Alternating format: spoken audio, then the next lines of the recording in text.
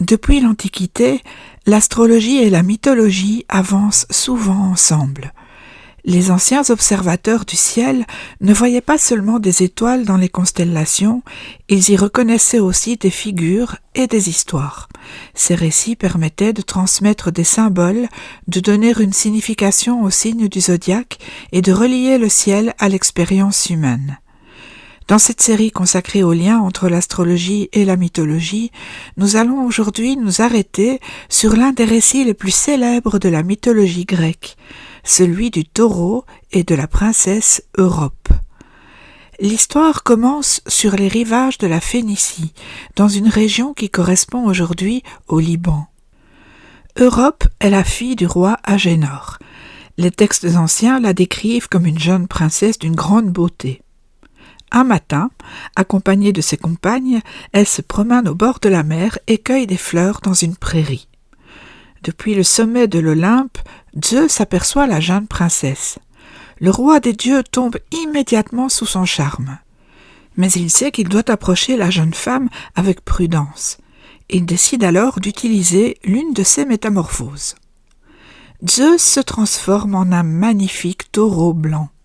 L'animal est splendide, sa robe est lumineuse, ses cornes brillent comme de l'ivoire poli et son regard est d'une grande douceur. Rien dans son apparence ne semble menaçant. Le taureau s'approche tranquillement de la jeune Europe et de ses compagnes.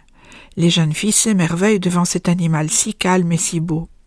Peu à peu, Europe prend confiance, elle caresse l'animal, lui parle doucement et finit par s'asseoir sur son dos. C'est à ce moment que le taureau s'élance soudainement vers la mer. L'animal nage avec puissance et emporte la jeune princesse au loin. La traversée se déroule au-dessus des vagues dans une scène qui a inspiré de nombreux artistes pendant des siècles. Europe s'accroche aux cornes du taureau tandis que celui-ci fend les flots. Après un long voyage, Zeus conduit la princesse jusqu'à l'île de Crète. Là, il reprend sa forme divine et révèle sa véritable identité.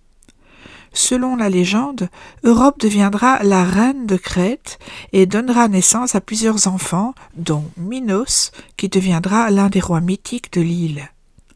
Pour honorer cet épisode, Zeus aurait placé dans le ciel la figure du taureau. C'est ainsi que serait née la constellation du taureau, l'une des plus anciennes du zodiaque. Dans le langage symbolique de l'astrologie, ce mythe éclaire plusieurs caractéristiques du signe du taureau.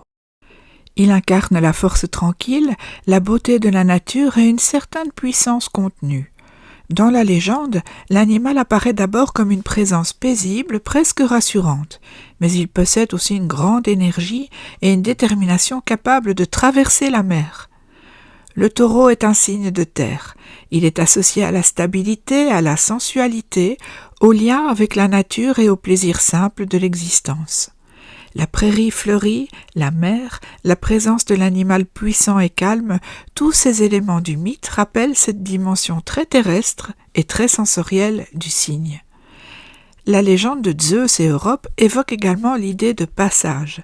Europe quitte son pays d'origine pour rejoindre une nouvelle terre. Le taureau devient ainsi un symbole de transition, de déplacement vers un nouveau destin. C'est peut-être aussi pour cette raison que le nom d'Europe a traversé les siècles. La jeune princesse a donné son nom à tout un continent, rappelant combien les mythes anciens continuent d'habiter notre imaginaire collectif. Comme souvent en astrologie, ces mythes ne sont pas seulement des légendes, ils offrent aussi des images symboliques qui permettent de mieux comprendre l'esprit des signes du zodiaque. Et le taureau, avec sa force tranquille et son lien profond avec la nature, continue d'incarner cette puissance calme qui traverse les siècles. À bientôt pour un prochain épisode.